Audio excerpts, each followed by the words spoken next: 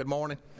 At this time, we'll call the April 25th, 2025 meeting of the Wilson County Planning Commission into order. Anyone wishing to give testimony before this board today, if you would, please stand and raise your right hand. I hereby affirm the testimony I give today to be the whole truth, so help me God. Say I do, please. I do. Thank you. We need to approve the minutes from the March 21st, 2025 meeting. Motion to approve. I have a motion from Mr. Ash, second by Mr. Turner. All those in favor vote aye. Aye. Thank you. We do have an agenda we will follow today. There may be additional copies if anybody needs them up here. We do ask that anyone who wants to give testimony before us today, they keep their comments brief and not be repetitive in nature. I know we have a full house and we want to make sure everybody gets the opportunity to speak, but we do want to be conscious of everyone's time. And with that, we'll move forward. And Christopher, we'll go straight into new business. All right, well, the first thing is I have an update for you, and it was the application that was submitted to the City of Mount Juliet Planning Commission for recommendation on Thursday, April 17th. This received a positive recommendation from the City of Mount Juliet, and it will be forwarded to the Wilson County Commission on May 19th, 2025. This is no action on your all's part. It's just informational purposes, and that, again, was the Japel Properties located at 8220 Central Pike, which is at the corner of Stewart's Ferry, or the corner of South Mount Juliet and Central Pike. Okay, thank you. The new business that I have is the land use and rezoning of the property. This is 4280 South Mount Juliet Road. I have combined these comments into one, so your motion will need to be clear that it is for both the land use amendment and the rezoning at that time. Sure. Application has been made by Kenneth Buckley with permission from property owner Jack Bird Jr. Family Trust, requesting a land use plan amendment from low-density residential area to high-density, high-intensity commercial uses, and a rezoning of the same property from R1 rural residential to C3 highway commercial. The property is located at 4280 South Mount Juliet Road and contains approximately 8.46 acres, and is further referenced as Wilson County Tax Map 119, parcel 48.02. The Wilson County Growth Plan nor the Wilson County Land Use Plan calls for high-intensity commercial development in this location, and C3 highway commercial zoning is considered to be high-density, high-intensity commercial zone district by the county zoning regulations. This quarter has established a pattern of maintaining the area's low-density residential zoning designation that is called out in the Wilson County 2006 Land Use Plan. There is no surrounding commercial designation in this area at this time, with the nearest being at the South Mount Juliet Stewart's Ferry Pike intersection. All neighboring properties of this request are currently zoned R1 rural residential. Should the County Planning Commission or the County Commission ultimately decide to approve this request for rezoning, the site plan will be required at the time the property is proposed for development. Under commercial zoning, and all commercial requirements, including permitting, paving, landscaping, building material, public sewer provisions, would apply to the property unless variances are granted by the Wilson County Board of Zoning Appeals for any of the specifically listed site plan and commercial requirements. We do not have direct land use direction in this portion of the county for C3 highway commercial, and with no existing commercial zoning within the corridor, there has been no precedent to rezone properties in this area to a different district. With no direct land use direction, staff recommends denial. Finally, staff has made copies of this rezoning request available to emergency services. Staff will note that the proposed rezoning falls within the limits of the Providence WEMA Station's 5-mile ISO response zone for fire and emergency services. The county engineer has requested that the applicant, planning commission, and other interested parties be put on notice that the presence of sinkholes, caves, wetlands, streams, and land areas that are extremely flat, marshy, or steep may affect development of this tract and the total number of lots realized through subdivision development. As an additional point of information, I'm going to amend these because this is, I forgot to update this, but this property does not appear to be in close or immediate proximity to any Century Farms within Wilson County, and I looked that up on Wednesday, and I just forgot to update that part of the comments, but there are no Century Farms in immediate proximity of this request. Okay, all right, thank you. Who's here to represent this case this morning? Yes, sir. Please come forward, state your name for the record, please. Jack Bird. Yes, sir, Mr. Bird. Is it possible to request a deferral? Only to explore a PUD variance. I would not be inclined to grant you a deferral at this late hour. I think there are a lot of people who took off work and tried to come up here so they could be a part of this. You always have the option of withdrawing your request, and that would be completely up to you. Now, you would have to resubmit, but it would be your option to withdraw your request. We'll withdraw. Okay. Do we need to vote on, or? No, withdrawals do not need to be voted on. You will not take any further action on that case. So he would, anything he wants to do going forward, he would just have to make new application. and It'd be new application and new fees, and there's not a cool-off period for rezoning request, so if he wanted to reapply, Come next month. Yes, sir. If you were so inclined, But sir. with And the again, I don't want to be hard about that, but a lot of people are here to deal with this today, and I just don't think it would be fair to them, sir. Absolutely. Okay. That case is withdrawn. Thank you. Thank you, sir.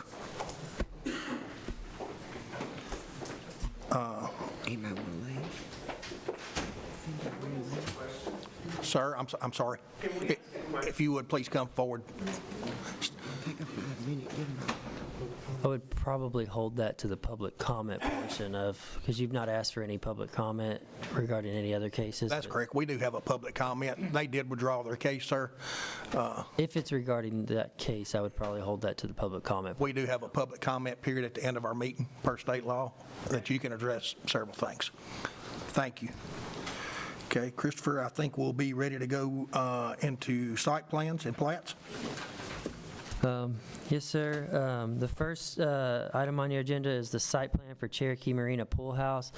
Staff is requesting the board to defer this case for 1 month.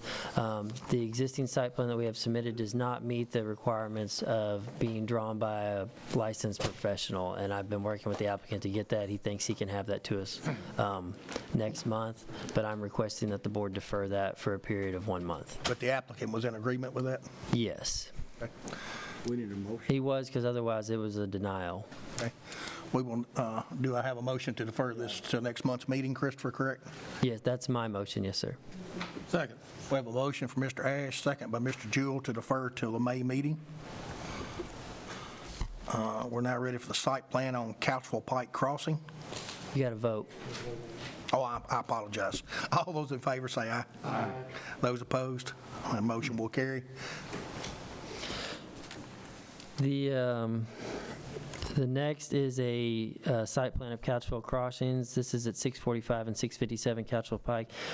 This one, the applicant is requesting deferral until the May 16th, 2025 Planning Commission, and their deferral is based off, they were at BOZA last week for a setback variance for a fuel canopy, and that request was denied, so the site plan that they had submitted to you all is not in compliance with our minimum requirements. So We can't hear it, they're going back to the drawing board to make that site plan fit within the regulations. but we agreed to this on the front end, the deferral.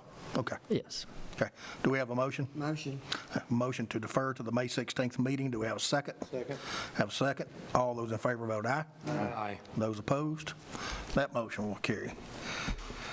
We're ready for the final on Dillon Point subdivision, Phase 1 and 2. Yes, sir, and this is the final for phases 1 and 2. This is 102 lots of the 104 lots that were approved on the preliminary. This is at Old Hunters Point Pike. The plat meets requirements. Staff can recommend approval. Staff is still waiting on the CCNRs for this development to have on file. Okay. Who do we have here to represent this case today?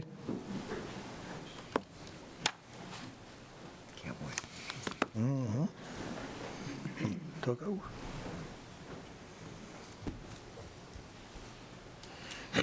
Good morning.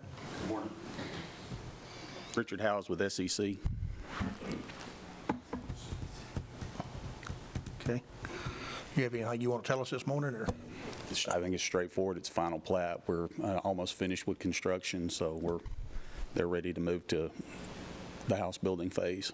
And y'all got the plat separated to where you didn't have Yeah, water? it is 3 phases now. This is the approval of phases 1 and 2. I misspoke. The entire development is 106 lots. This is for 102 of those. And What are the usual water issues? the other 4 lots, the one they've not asking for final approval on, is going to be serviced by the city of Lebanon, and staff wanted them to put that on a separate plat, I believe. Yep. Correct. And that's not before you today. That'll come back at a later date. That's correct. That's correct.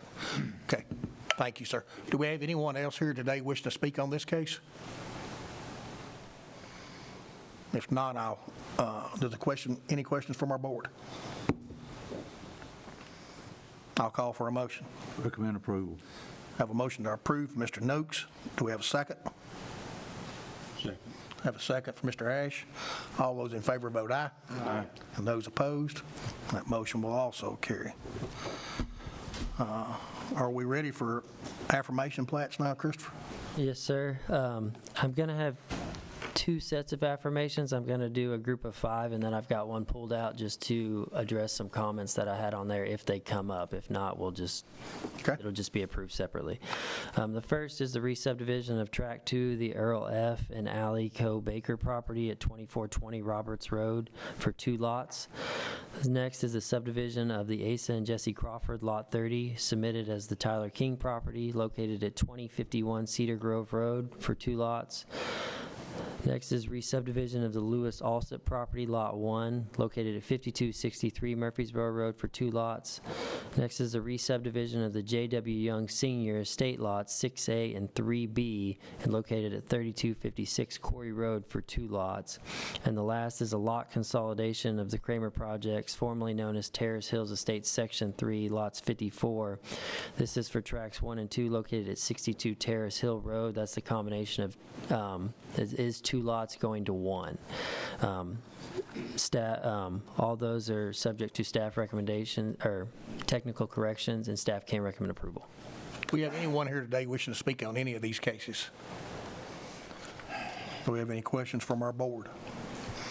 We can ask. Motion approved. A motion approved from Mr. Turner. Do we have a second? Second. Second from Mr. Noakes. All those in favor vote aye. Aye. Those opposed, that motion will also carry.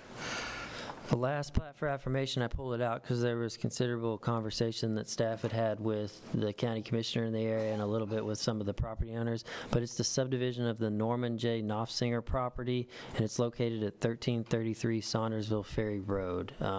In staff's opinion, it meets plat requirements, and staff can recommend approval. Okay. Do we have anyone here today wishing to speak on this case? Apparently not. Do we have any questions from our board?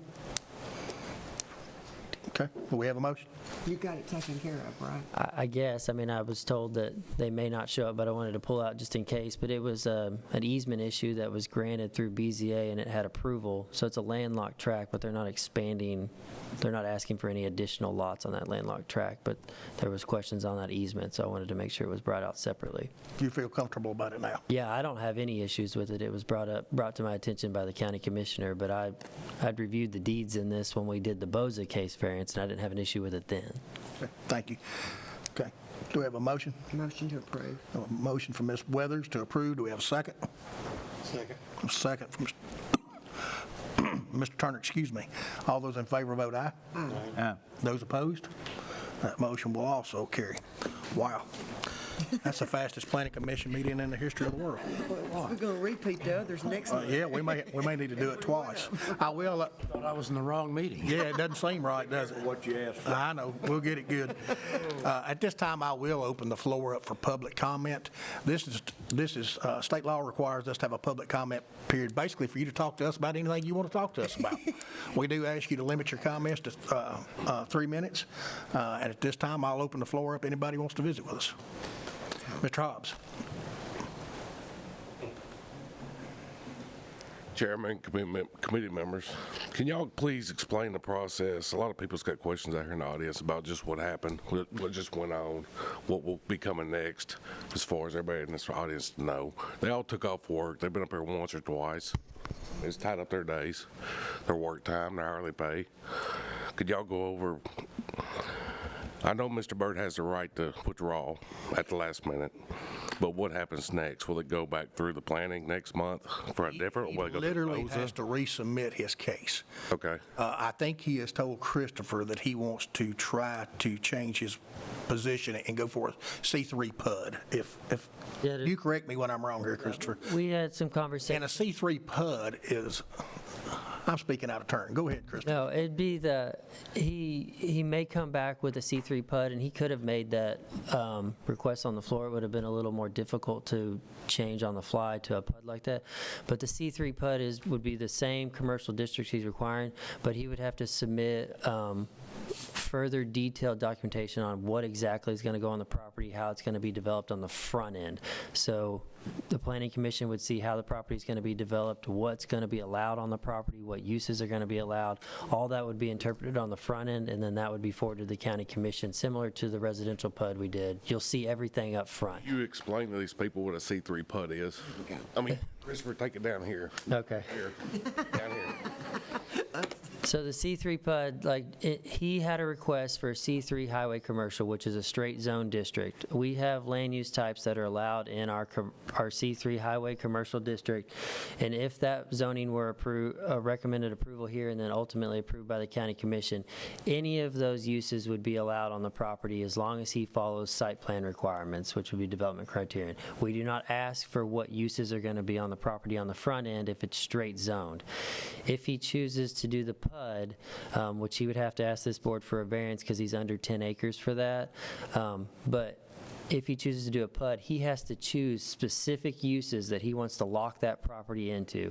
And if that property gets locked into those uses, whether or not he chooses to sell the property or change his mind on directions, he cannot just add another use because it's allowed in our straight zone districts. He's locked into those uses in perpetuity for that property.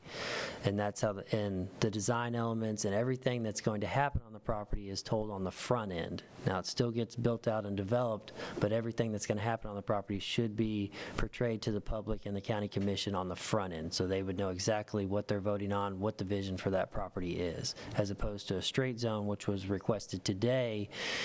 It could have got approved, and then the property can be in lingo, it can be sold, a different developer, as long as their use fits within C3, they would be allowed to proceed with their business there. And that's the difference between the PUD overlay and the straight zone district. Is that? One more question. Yes, sir. This has already been through Bozenfeld. Yes. His actions as far as his operations and everything he's doing is not ceased or stopped. What action can we take to make that? Well, he was served April 4th. Yes, he was served April 4th. We have a 30-day waiting period for them to react before we can request a court date for that case. Those actions by BOZA and if there were actions by the Planning Commission today are not going to affect that court date. I believe our county attorney is still intent on filing that, but he has to wait till May 4th before he's allowed to file that case to request a court date. Since anything that happens in the interim that is still interpreted as a violation, it's just going to be additional evidence for the court hearing if it gets that far. I think I've asked all the questions that were asked to me. And the one question I think either way he went, whether he dealt with a straight zoning or a PUD, ultimately the county commission is going to have final say-so on any rezoning, so it would land back in your lap. That'd be great. If it ever got to that point. I'm just curious exactly what was served on him, Christopher. Was it a cease and desist, or? Yeah, it would have been a cease and desist and stop work for the zoning violations. What's the zoning violations we have are the private security company training. There was a structure put on the property without a permit, and then the Stormwater issue also, didn't it? Yes, sir. well, to date, all those stormwater issues that have been called into the county stormwater office, they have been turned over to TDEC, and TDEC has found no violations to date for the stormwater issues. Stormwater office gets made aware of any violations, and they've been out to the site and they've not cited it. Now, I can get into details on what TDEC is looking for if you want me to, but to date, there's not been any stormwater violations turned over to our. Give the cliff notes on that. There's been a significant amount of gravel brought in on the property. That does not count as disturbance per TDEC's regulations because it's still considered a pervious surface. And then whenever they went out there, the evaluation of the amount of dirt that's been moved is less than an acre. And I believe Mr. Byrd has seeded and strawed I know it's not all of it yet, but the majority of his berms per stormwater direction, and that meets what the land disturbance permit would require. Now, I don't think he's gotten to an acre threshold of actual dirt or trees that he's removed. So this would be a question probably for Mike, and he's not here, but since, the reason I asked you about the cease and desist, because I've served tons of them in my life. if he continues, each day should be a violation. Yes, and there's language in our zoning ordinance that it could be up to a $50 fine per day of continued violation. That fee amount is typically ordered by the judge at that time of the resolution of the hearing. But the county has to wait till May 4th before they can do anything else. Before we can request a court date, we have to allow 30 days after somebody is served. Okay, does that help, Mr. Hobbs? Yes, sir, I believe that's, I mean, feel free if y'all find something I have missed on that, but it explains a lot of it. And please understand, we done everything we could. We understand y'all, a lot of y'all took off work, and your time's as valuable as anyone's, and we don't mean to be disrespectful for that, but he literally withdrew the case. Right there. We had nothing to hear. We didn't know it. Chris, what other things on a straight zoning, what can be allowed on that? Just that. specifically, let's talk about that. That'll help describe it a little better, I think. Well, a straight zone for C3, it's going to allow a litany of uses, but some of the bigger ones are car sales lots, your daycare centers. It would allow a gas station. It would also allow kind of a truck stop with it would allow a gas station with high flow diesel, which would kind of constitute a truck stop. It would also allow hotels, restaurants, landscaping facilities. It also gets into just full-fledged parking lots, and then there's a significant amount of uses permissible upon appeal, which they have to request variances for, which is contractor's office, print shops, recreational uses, which that's what the gun range is interpreted to fall under, to the best of our ability. And then it allows automobile repair in conjunction with the automobile sales, but the automobile repair has to be requested through the BZA. One more question. Have we ever gave a waiver on the 10-acre minimum on a C3 PUD? Yes. Okay. There's one at the corner of Lone Oak and Central Pike for a strip center gas station, I believe, or it may be a C2 PUD. Say that again, I'm sorry. Lone Oak doesn't touch Central Pike, so McCurry Road, maybe. Couchville Pike, sorry. Couchville Pike and Lone Oak. Lone Oak Road and Couchville Pike, there's a commercial PUD at the corner of that for a gas station that has never developed. And that was less than 10 acres? Yeah, that one, I think like 4-ish. Is a very small tract. Now, would that be that out there, would that be C3 or 4? I believe, well, no, the PUD was a C3, I believe. It could have been a C2. It's either a C2 or a C3 on that corner. There's tons of C4 out there, yes, but the corner that I'm specifically That's talking why about. it was done, because there were comparable commercial properties in that area, right? Not just. Well, I think that PUD overlay is, at the time, the commission and the commissioner that was over that district, that area needed a gas station, and that was a way to make sure that that was going to happen at that There's corner. nothing comparable on this strip here. No, and this is not classified as a gateway, so it's, this corridor is still classified as low-density residential. And the land use plan that we're currently working on, it has no different classification unless somebody comes to me otherwise, and we present that to the steering committee. But it's not been, nobody's brought that up of yet. Okay, thank you. So broad use, normal, PUD, very specific, and held to that special usage, is that correct? That's Yes, sir. And, well, let me take that one step forward. Have we ever approved one that did not have sewer? Public sewer? I don't believe so. Okay. Okay. Do we have, yes, ma'am, please come forward. Yes, sir. We want to give everybody an opportunity. All right, I'm just curious. Let's say he does schedule again, and we come all here again and defers again. Well, now, he didn't defer, he withdrew. He Withdrew. withdrew his case. It's, for technical purposes, It's gone. it's completely gone at this point. Okay, No request at this point. No, nothing. He would completely withdrew it. He paid his money, he lost his money, he pulled it off the table. He would have to repay Repay all the fees, yes, sir. and start over if he wanted to come back. That's a problem for him. Well, but that was his option. Right. Certainly. Yes, ma'am. Withdrew. He withdrew, yes, ma'am. Okay, so he can file again or whatever, and we can come here again, and he can withdraw again. How many times can that cycle repeat? I don't know that I can, do we have an answer for that, Chris?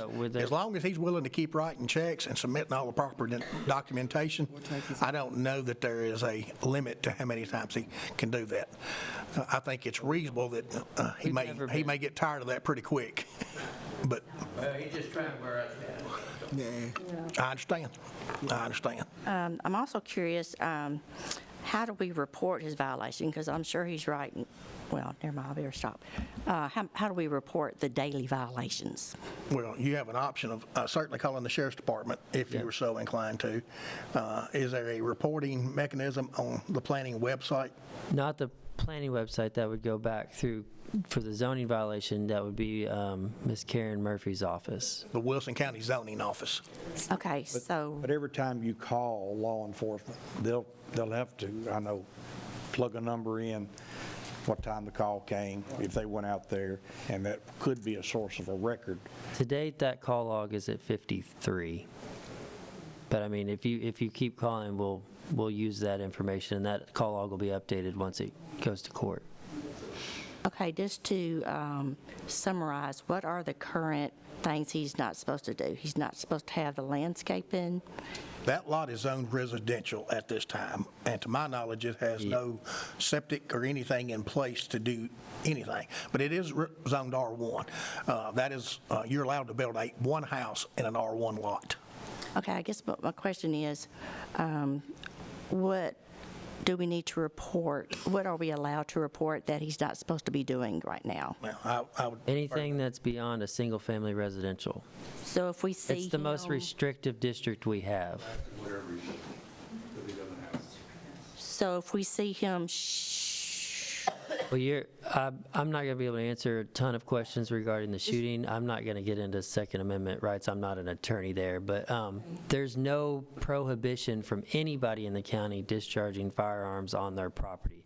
Now, the interpretation of his is that it's open to the public for a public recreational facility just due to the scale of it.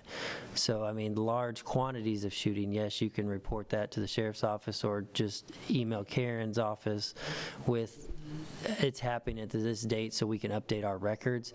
But like if you're just hearing single gunshots from one person, that's not a violation for any resident in the county, okay, as long as it's done safely. so there was a stop work order for doing what? That stop work order was for the landscape business, the parking of the Solarium vehicles when they were on there, and our interpretation of the public recreational facility, which would be the large-scale shooting.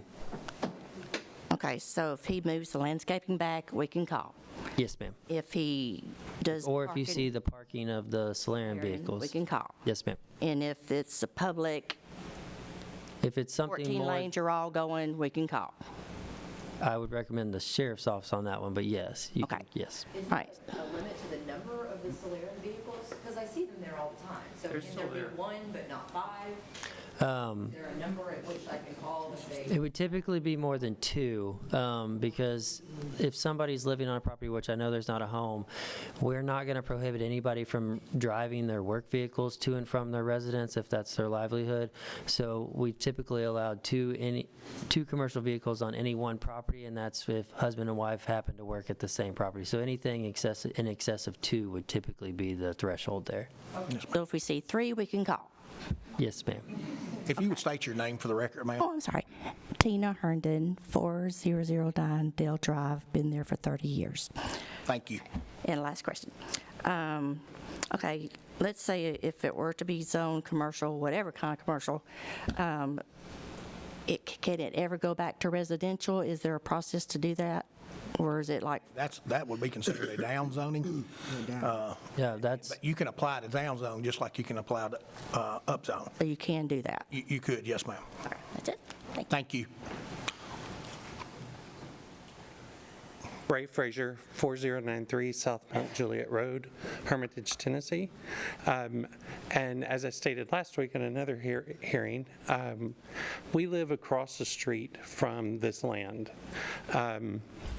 when you're talking about the commercial, the CPUD, all of that, I am, like Mr. Hobbs said, I'm not up here with it. I'm at the lowest. I don't know anything about the zones. But when we hear all of this going on, it is not just one person shooting a gun. It is multiple people. And when we call, somehow or another, his group knows that we've called because they immediately stop and they leave. So by the time the sheriff's patrol office gets out there, they're not there. And yes, he said it last week, the berms have been built according to compliance. He's being compliant to a degree. As things move forth, we're concerned as the residents, what's it going to be like? So that's why we're concerned and why we, When you say, with him, when you say he's being compliant to what? I don't know that the county has a standard for such a thing, do they, Christopher? On discharge of firearms? No, sir, we do not. oh, it's not the firearms. We don't- It's not- the land, what he's done to the land, what he's called the TVA because the power line's over the land, all of that. He's being compliant in those issues. But being compliant with the stop work orders, no. Because last week when we were here, there were people working on the land already. This week, from what I've heard from some, 4 loads of dirt had come in. We don't know anything about that, but it's there and there's pictures of it. So how do we hear that the stop work order is there. You're telling us to call the sheriff's office. What happens? Does he get arrested? Does he get cited? Does he get a fine? Does it have to come before here before it happens? Because after 2 years of this, we're a little tired. Yes, many of us showed up today. There's many that work and could not get off work. This is an issue for 700-plus people. Last week, we were told that petitions don't matter anymore. We have over 700 signatures on a petition. That says something to me. That says that this is not something that we want in our neighborhood. Those of us who have lived there 5 years and plus, and last week I heard some of them living there 49 years. It's been a quiet place, and all of a sudden, we constantly have something that we're battling. It's not just the gun range. It's the safety. It's the water flow.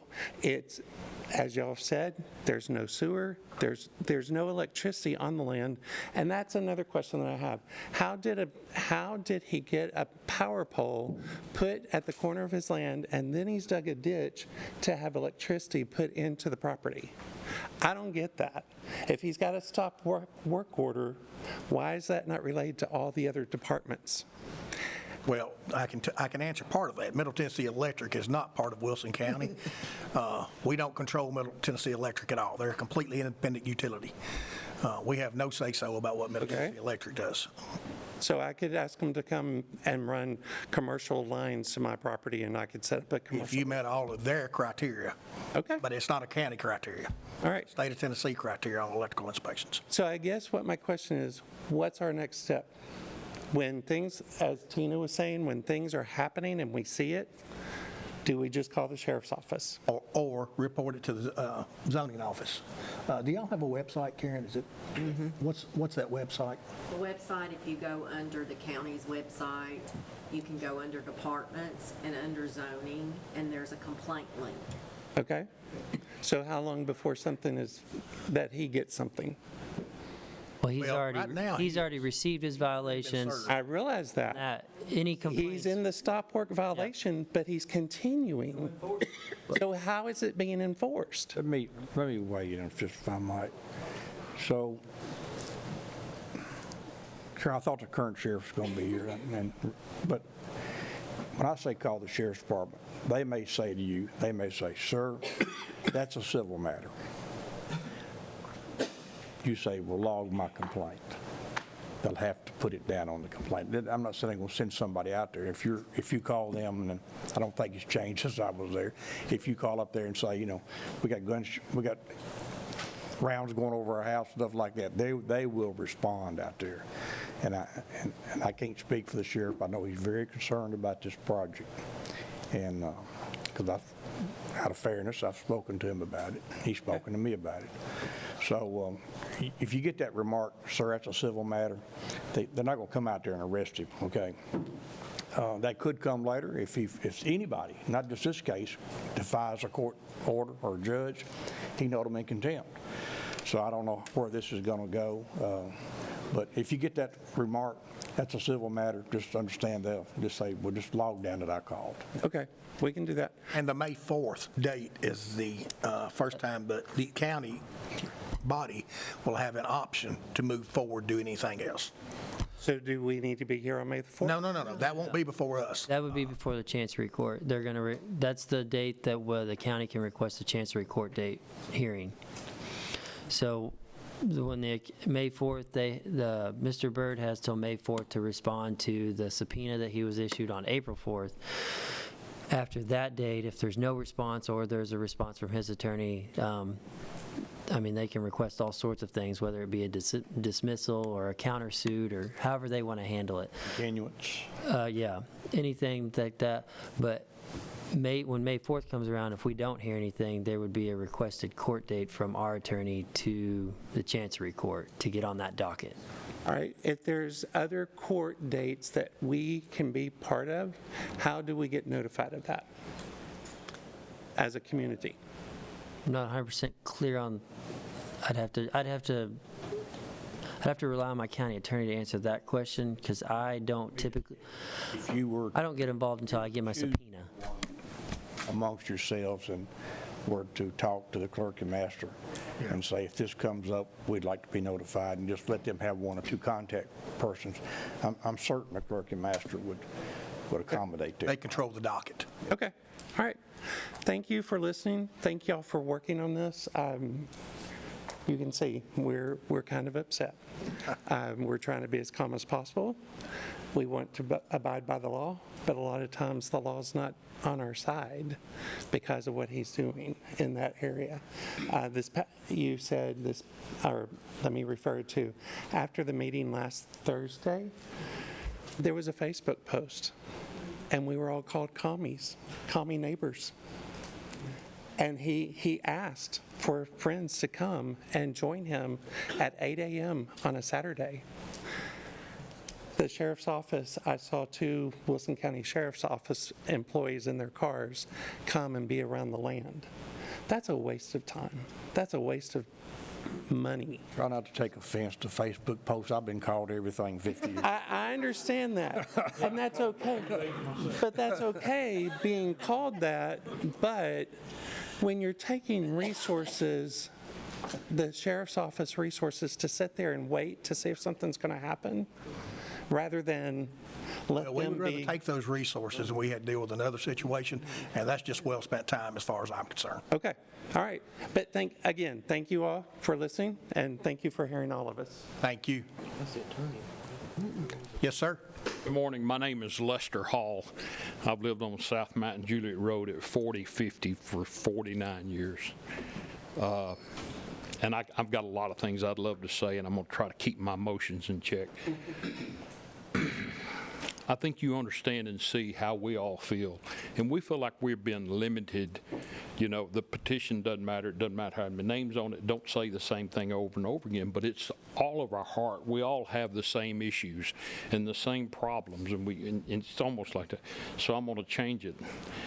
If you guys are not familiar with this property and you haven't seen it and you don't know what's going on, I invite you to my house anytime you want to come. 4050 South Mountain Juliet Road.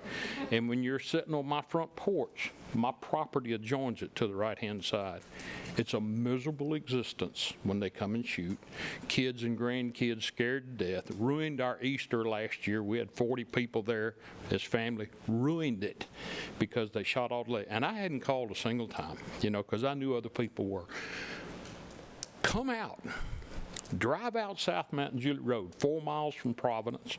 Drive out there, come up my driveway, come up there to the house, go back out the driveway and look at what I have to look at. It's a crap yard out there. okay? It's a combination junkyard, scrapyard, trash pile, burn pile, trailers, trucks, cars. It is unbelievable. I would invite you to come and see it. And if you're not comfortable coming to my driveway, go down Pew Road and go past all that and then turn around, come back and just look at what we're dealing with. I invite you to my house. I want you guys to see what we have to put, what we're putting up with. Question, Christopher, I've heard this twice, that we don't accept petitions. Well, a petition, they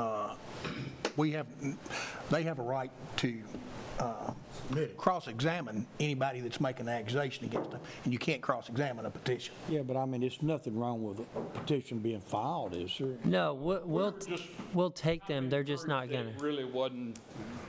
At the Boza case, they had the petition with 700-plus applicants on it. We can't confirm, based off the petition, that all those residents live within this area, and I'm not justifying that theirs doesn't. And none of those people that signed the petition were under oath when they signed it. You can accept it, though. Well, certainly you could accept it. We've accepted them before. You could absolutely accept it, yes, sir. It just demonstrates that I can't come, I can't be there. Here's my name, We have no problem making it part of the record. It's fair. Yes, ma'am. Hi, my name is Kasha Passanetti. I live on Pew Road, 3468 Pew Road. You are also welcome to come by anytime. We are right across the street from kind of where the gun range portion of this property is. And I know you may not come out to our neck of the woods, but this is the range that has been built. It's 14 lanes, and right behind it is our good neighbor's driveway. So, I mean, I guarantee you not everybody that comes to this range, since this is now being posted on Facebook to strangers to come on out. I don't have to be there, but come on out and shoot on this range. Come over this way with it, ma'am. Yeah. Christopher, there's been no permits issued for anything to be done down there at all? No, sir. Okay, thank you. Go ahead, I'm sorry. That's okay. And so it's not just a couple of shots here and there. We're rural. We're like, that's cool. We're used to that. This is constant. It was 5,500 rounds on the day that we were here last week on Thursday, right after his zoning appeal was denied. We went back home. It was consistent gunfire. We walked down our street. He waved to us and continued with his buddies firing off. 5,500 rounds is what he boasted publicly on Facebook. On top of that, it is not just necessarily gunfire and rifles and handguns. It is automatic weapons. We have no idea if these are registered, if these are legal, who they belong to. But I will, can I? Quite the operation. This is a super short 9-second video of what it sounds like to be in my front yard, and this is my child who no longer wants to play outside. My other child took off school today to advocate for himself as well and for his sisters. And I know we're not talking about this today, but I just want you to have it because we'll probably be back here soon. Well, Christopher, environmentalists might ask you about the lead in the soil. Because that has to, I mean, I've owned and operated firing ranges, and you got to take that lead out. Has anything like that ever come up before? I've not been made aware of any of that of yet. I don't know if that's addressed in the way that they require the backstops to be constructed or what the material of that is to make that easier to collect, but I've not been addressed in Enforcement any of on public, on like governmental firing ranges. But I didn't. Okay, 9 seconds.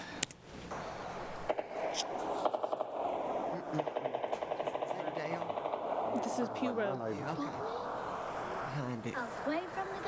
So Amelia's saying, can we go now away from the gun range? This is her driveway. I told her we've got nowhere to go because when we're inside, we can still hear it. So it's big. It's a bigger operation than he is portraying it to be. And I know you all understand it, and we are very grateful for your time. Thank you. Thank you.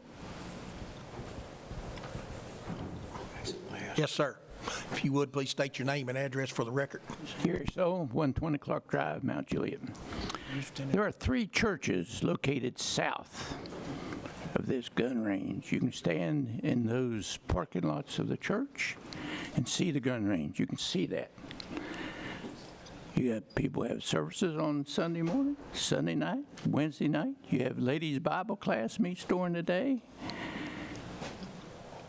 Is there an ordinance that says you can't have a gun range within so many yards of a church? Not that I'm aware of. We have liquor store ordinances similar to that, but I'm not aware of any with a gun range. Thank goodness. I mean, that ought to be something. I mean, I would have to defer, if there's anything like that, we would have to defer that to state law requirements for distances from a church with a gun range. I can tell you, we do not have anything like that in our local ordinance. there's nothing in the county zoning that's Not distance for a gun range. We have distances for Airbnbs and liquor stores, but no, we've never been addressed with a distance from a gun range to a public facility like that. because that's a different element than what we're talking about. You know, when you can sit in that parking lot and look up there, and you got services on Sunday morning, you know, you got all the, when you put 10, I've been in the military, most guys here probably have too. I've shot an AR-15, but you get 10 to 14 of them going at one time, It's a show. and when you put a gun, the gun goes up. Somebody is going to get hurt or killed out there, and then where do we go from there? Well, it only takes once for it to be a catastrophe. Yes, that's it. We, And we don't, none of these neighbors here, not that. I live up on Clark Drive, I hear shooting, but these other people live down there, my heart just goes out to them. But thank you all for listening to us. Thank you, sir. It helps to frustrate a little bit. We understand your frustration, sir. I watch zoning appeals. You need to do that. It was awful. My name is Michael Lawrence. My wife and I live on Elizabeth Drive in Poplar Ridge. I know a lot of zoning issues are based on density. Is that correct? Yes, especially residential issues. I'd just like to note that there are 3 subdivisions directly across from this. Sherry Acres, 120 homes. Poplar Ridge, 238 homes. South Winds, 79 homes. And just those 3 subdivisions are 437 homes. That doesn't include Pugh Road, Granny Wright, South Lakeview, South Mount Juliet Road, Hobson Pike in Davidson County. Yes, sir. So you're talking potentially more than 500 homes that are affected by this. And I don't know how many people that would be, but you're talking at least 500 residences probably. So it's very, very dense. My background is in construction and real estate. My wife and I have been there for 33 years on Elizabeth. It's just a very, very dense place. I am 1 mile driveway to driveway from him. His driveway to Stones River Hunter Education Center is 4 miles. I'm just giving you this information for you to be able to make a rational decision about these zoning issues. There's a gun range within 4 miles of this Yes, a state-run managed. Well, it's not a gun range. It is, and that's another issue I have. Through all this, everybody keeps calling it a gun range.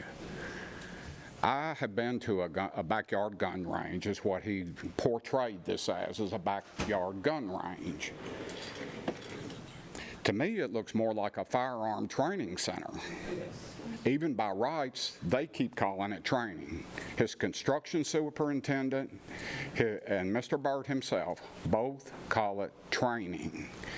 Well, at that point, it's a commercial endeavor already, because when you get with your friends and shoot in the backyard, you're not training, you're practicing. You train for a job. You train, Sheriff Ash, you know this, you train for your job. But when you go in the backyard to shoot with your buddies, I don't think they call that training. And if you do, you're probably a militia, and we don't need that out here either. I just noticed, just for observation for your photographs, that there are portable lighting down there. I'm sorry, sir. There's portable lighting on that site. Now, the law in Tennessee is you're not supposed to fire be shooting after sunset. I'm sorry. So are they having night firing? Are they having night firing down there? They shoot till 9 or 10 o'clock at night sometimes. And I think he actually gave testimony to that they do some kind of special training. Dim light training or. Well, right. Okay. Well, he says it's not a commercial business, but I beg to differ. Listen, this lady right over here, If she wants to talk, we need to do it up here. If you give us just a minute, ma'am, we'll certainly give you an opportunity. I'm sorry, go ahead, sir. So personally, I think it looks more like, I've been to both. I've been to a firearm training center, and I've been to my buddy's backyard. And I looked at this, and it looks a whole lot more like a firearm training center. And they say there's training going on there. To me, it's irrelevant whether you pay to go in and out of it. If you're there training for a job, then you're training. So. It certainly looks like a commercial enterprise, so. There's 4 commercial vehicles sitting on that property. And according to them, they take sheriff's deputies go there, Solarian employees go there. That's one I really have a hard time with. I mean, I guess every employee he's got is a buddy that they shoot together, the way he presents it anyhow. And he does have alternatives. I hate to interrupt you, but I want to defend the sheriff right now. I went and asked him if my former employees or his current employees were firing down there. He did a thorough internal up there and called me back and said he could not find any of his employees down there. But if any of y'all knew of any of his employees, he would like to know. And he would be here today. He's busy. I just checked to tell you the same thing. Is he under oath when he told you that? Because there's a big difference when you tell somebody something. If you're under oath, I'll tell you what, he has been. Most people don't need to, questionable things. Most people don't need to be lying to me. I'll tell you right now. And he wasn't under oath, but he was telling me what he knew to be the truth. Let me ask you this: if you're under oath, like I am right now, I suppose, and you actually do tell a lie, and that lie can be proved, is that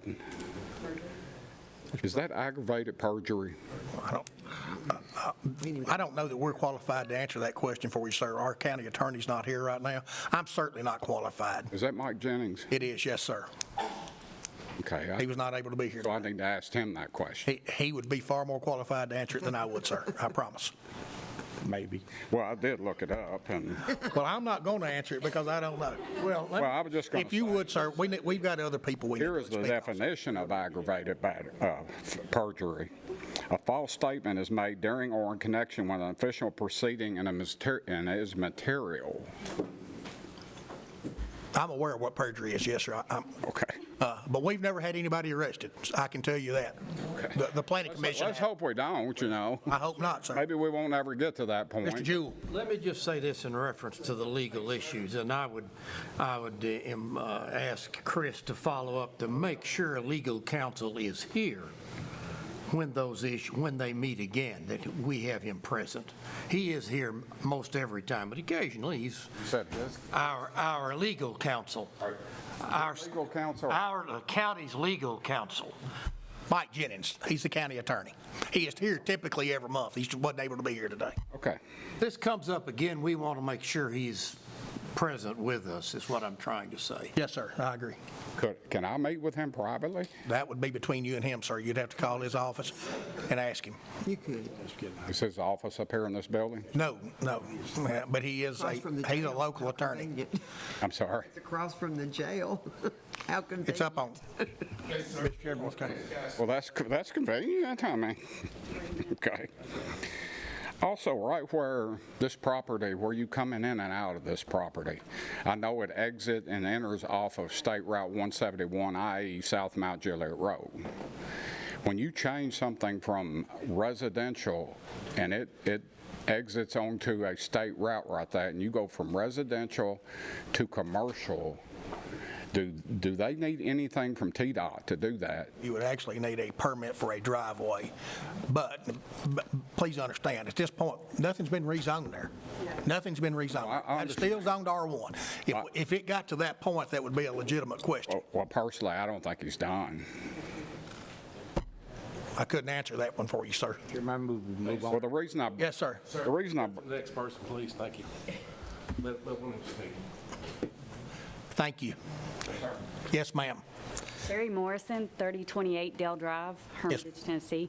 I just have a couple of questions as far as whether it's PUD zoning, commercial, or just regular commercial. If that was approved, would it be considered spot zoning for that area since there's no other commercial and it's all residential? Yes. It would absolutely be. Yes, ma'am. Okay, that was one of my questions. The other question is there anything that we could do about the explosives that are let off on that property as well? Tannerite and different things that go off that shake our homes and cause damage to homes because of the explosions and the vibrations? I do not know the answer. Christopher, you have any insight on that? I don't know the answer to that. Do you have any insight on Know that tannerite is an explosive. You can make it small amount, or if you shoot a large amount, it's just going to be like shooting dynamite. Yes. So that should be somewhere, I think, encompassed in any violation. That, you know, this ain't a simple process. I know it's not. Right. And everybody up here respects every one of y'all are here. We know how valuable your time is. The chairman's trying to handle this just right. Y'all may be wanting to come back at another time, but I think everybody's sympathetic to what you're dealing with, but the courts have got to deal with it now. So. Yeah. Well, that, and with the stop work orders, and I'm just trying to understand this, because whenever I think a stop work order, and just like the chairman last week said, did you not see the big red sign on your property that said stop work? We can't hear you. I said, the stop work order, I'm trying to understand with that. Pull that down if you need to. It's fine. With having a big red sign that says stop work, and I know you're saying it's for the commercial vehicles and different things like that, but what about the bringing in dirt? Is that not against the stop work order, or? Well, that would be, the Stormwater Office has the authority to issue a stop work order as well, and that's why TDEC was pulled out on the site to notify them if they needed to issue any sort of stop work order or violation. To my knowledge to date, TDEC has not informed Stormwater that there was a violation.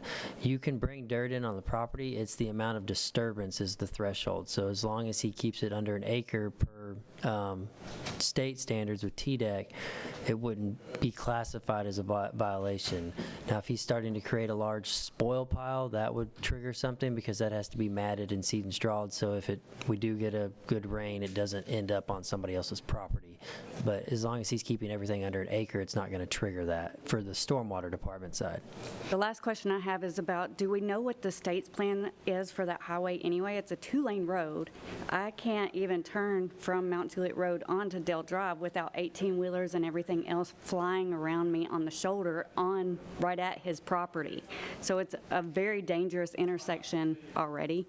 And so that's one of the reasons why I would propose to not rezone. I think that would be a question for TDOT. We have no control whatsoever. We don't even get any input on things of that nature. Got it. Because the state would be dealing with that. So if we move this, if he ends up reapplying, should we get the traffic statistics and the wreck statistics from the state to provide during that hearing? That would be up to you, ma'am. Okay. All right. Thank you. Thank you. It is state, though. You're right. Got it. Thank you. Yes, sir. Hi, my name's Frank Marti. I live at 3479 Pew Road. I've lived there for over 25 years now. And for the record, since I've been called a commie, I'm a Marine Corps veteran, 1st Marine Division. Okay? So I went to fight for my country, not for profit, because I love it. Thank you. My property adjoins this property directly, and me and my family have taken the direct brunt from day one since June of 2022. All the shooting has come in our direction, towards my house, towards my property. We have been subjected to bonfires, noxious chemicals, skeet shooting with shot falling down on my property, automatic gunfire. We're on record. We found bullets in my yard. It's only by the grace of God nobody's gotten hurt yet. This is a big deal, clearly, and I'm hoping that you guys understand what we're having to deal with, especially after hours and on weekends, when people may not be paying attention as much. This is when the range that you see in this picture was constructed from early February for over 2 months, up to 20 hours a day. I've documented, I've had to miss work because I couldn't sleep from the noise, which I realize we don't have a noise ordinance, but it's directly affecting us. It's really just made our life a living hell, to be honest with you. My property is just about unusable, I feel, because I never know when it's going to start, when it's going to end. I can't plan any kind. I can't even mow my grass half the time because I don't know if they're going to start shooting, if I need to go in the house, you know. So it's awful. It's just awful. So thanks. Thank you, sir. Yes, ma'am. My name is Melanie No, and I live at 3481 Pew Road, next door to Frank. Our driveway runs past this property. We drive past this property every day to go in and out of our house. There are a lot of aspects about this that I could speak to being this close, but the thing that I know the best are children. I'm a teacher. I've been a teacher for 34 years. I remember, and I teach elementary, so I have pre-K through 6th grade students. I remember when the drills that we ran were fire and tornado, and that was it. And nowadays, the most important drills that we run are lockdowns and intruders and active shooter drills. These drills scare my children to death when we practice them, and that is with no sound. And it scares me to death, knowing that I am the person that is going to stand between them and the danger. But I take that oath as a teacher that that is exactly what I will do. But I know how scared these children are just to run these drills. We hear stories about our children in our neighborhoods. They get off their buses and run to their houses. They are afraid to play out in their own yards. When they come home to their safe place, they are not coming to run a school drill. They are hearing what sounds like an active shooter in their backyard and across the street. We are so concerned these days about our children and their psychological and mental and emotional health. So much so that the schools are hiring more counselors, calm coach, behavior specialists to help them with their emotions and their anxiety. And they come home to their safe place and they're afraid to go in their yard. And this is a very important developmental thing for children to play outside. I know we all have memories of playing outside and riding our bikes down the street, but they're afraid to do that. The combination of hearing gunfire so close to their homes, I know we don't have a sound ordinance. This is gunfire. It inflicts fear. So close to their homes with not feeling safe to play outside, hearing the gunfire, it could scar them for life to be hearing this and not be able to go outside. My own daughter, she's 23 years old, and she is afraid to drive down and walk down our driveway because you have to walk by this gun range that isn't just sitting there, it's pointing at our driveway. I was walking one day. I thought they were firing earlier that morning. I'm good to go. I literally got next door to it, like walking right past it, and they started shooting. And it about gave me a heart attack. I should be able to walk on my rural road without the fear of being shot. I agree. So, you know, if he does go for this rezoning, you are rewarding his behavior for not following any laws, and you are punishing these fine folks that just want to live in their homes where it has a quiet residential area. Thank you. Yes, ma'am. Thank you. I have a question for Chris. Mr. Turner, if you would, please hold. Any kind of, like, can they still come apply for a rezone if they're in violation, if they're under a violation? Well, part of the violation is because it doesn't fit within the zone district, so the rezoning would be a remedy, a possible remedy to that violation, so yes. Yes, ma'am. My name is Brenda Farmer. I live at 3461 Pew Road. their neighbors. Yes, ma'am. If you look at that picture, Could you speak into the mic, please? if you look at the picture of the range, directly across their driveway is approximately a 5 or 6 acre field. I cut that field every other weekend from mid-March to September. 2 weeks ago, I was cutting that field, and they started shooting, and they shot for 6 hours directly towards me. Yes, ma'am. So I had to quit. Now, I have one question for Sheriff Ash. Former sheriff. Former Sheriff Ash, still a sheriff. We have called the Sheriff's Department multiple times. Up to the mic so people can hear. We've called the Sheriff's Office multiple times for shooting after dark, as late as 9 and 10 o'clock. And we've been told he's shooting in a safe and acceptable manner, and there's nothing they can do about it. And it's not just for this property, it's for other neighbors as well in the past. So where do we go with that if there's 30 minutes before and 30 minutes after daylight? The daylight thing is a TWRA issue about hunting and shooting, et cetera. That's how that all came into existence. But I'm not saying they give you the right answer. I'm not trying to be prejudicial. I understand. Used to work for me or currently work for me. All I can tell you is I know that your sheriff, your current sheriff, is very much aware of these issues. I know he is. The safe manner is not a decision necessarily for a deputy to make. There are people who inspect ranges across the state. There are some guidelines as it relates to some of these things, but as far as it being safe or not, that's an eye of the beholder. No, that was my next question. If I'm mowing the doggone grass behind it, it ain't safe, okay? But after dark, what is the definition of safe manner as opposed, when it relates to shooting necessarily? I'm trying There's not one. Try not to be a smart aleck about some things. Good luck with that. I think that's going to get resolved, but honestly, I mean, Robert's the kind of person you can call. I mean, just ought to give him a call and just say, hey, Sheriff, they're shooting after dark. And I know there is a law that covers shooting after dark. Now, my neighbors don't think so, because I got about 5 neighbors shoot all the time. They moved over here in this county. They got an acre and a half of land. Every one of them thinks they got a firing range. And everybody knows in here you've all got them. And I like to shoot, but we have firearms too. In a We safe shoot manner, occasionally. safe manner is going to be in the eye of the person doing Right. this. And so you just need to take that complaint straight to the sheriff. He'll help you with it, I promise you. Thank you. All right, thank you. And we appreciate your time, Oh, thank you.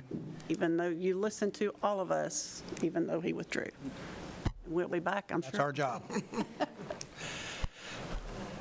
Yes, sir. If you would, please state your name, and address for the record. Richard Morrison, 3028 Dell Drive. Yes, sir. I just have 2 questions. If this property is rezoned to anything but R1, is the range possible can be placed there? Under our interpretation, it would fit in C3 as a use on appeal. Meaning, even if it got rezoned, he would have to have a variance from the Board of Zoning Appeals, which y'all went before last week or the week before, whenever it was. He would have to have a variance, even if the property was rezoned, to do what he is proposing to do. I too live in the county. I live right down the street. Yes, sir. I would not dare walk out my back porch and shoot because I have neighbors all around me. Sure. So at what point does this become criminal? Reckless endangerment. All these people are talking about driving by flying bullets. Why? Well, I agree. I know that you can't answer that. And again, we're not the county attorney, and we probably don't need to be answering that. I mean, we're dealing with a guy who's obviously being just terribly disrespectful on top of everything else, beyond the issues, and it's hard to litigate bad manners, not knowing how to act, how to be a good neighbor. It truly is. But it does seem like everything is headed in the right direction. The county is doing all it can do at this point. Now, after May 4th, I think we can take there's another level to this. Okay. Now, as to whether or not he runs back before this board and tries to get it rezoned, that's completely up to him. Again, he has a right to keep writing checks all he wants to and keep getting denied and doing what he wants to. And he will. Well, I say he gets tired quicker than you might think, because it's his time and effort and money too. Yeah, like they said, he's just trying to wear the group down. I'm betting on y'all, but Thank you for your time. I got a correct question. yes, sir, Mr. Ash. So what if John Doe walks in here next month and applies for this, and it's an indoor range? Well, an indoor range is going to be viewed as a commercial facility because we're going to require commercial standards for that. Make sure we're all on the same page. Yeah, I don't have that's going to be viewed as a commercial storefront. I don't have a way to interpret that as anything else for an indoor range. I'm just sitting here thinking. A lot of things we talk about comes back to something that I think a lot about. I've lived in Wilson County all of my life.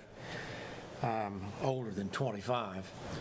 And I just see so much change. We're in a tremendous transition in this county.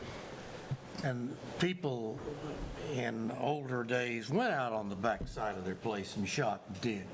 Well, the more houses there are, the more closer we live together, changes all that. And some people have a hard time understanding that. People that move in that have lived in tighter places don't understand it for certain.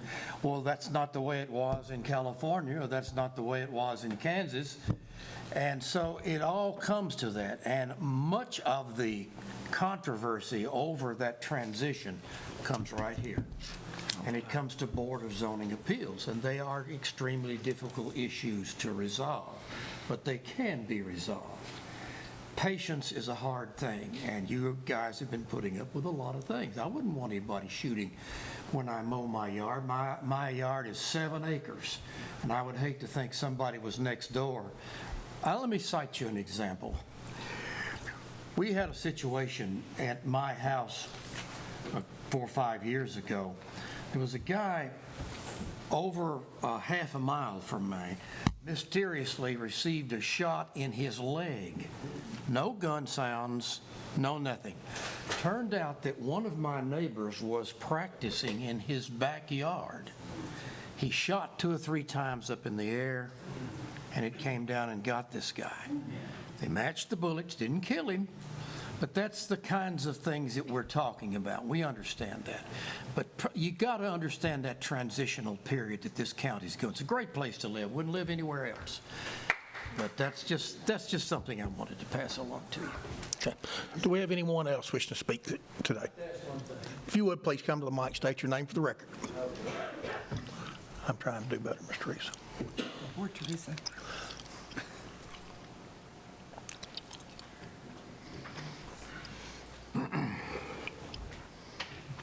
I'm Jim Bayless, 3013 Dale Drive.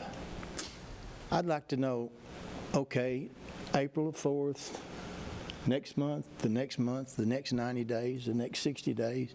In the meantime, where is any enforcement going to come from anything that he's moving, dirt and all that? We call the sheriff's department. They come out, nothing happens. It's been going on like that. Just skip right down the months, right down the weeks, right down the years. And nothing's happened. The big explosions go off, and you think, well, that'll be the end of it. And it's not. Another big explosion goes off, not hardly as big as the other one, but nothing.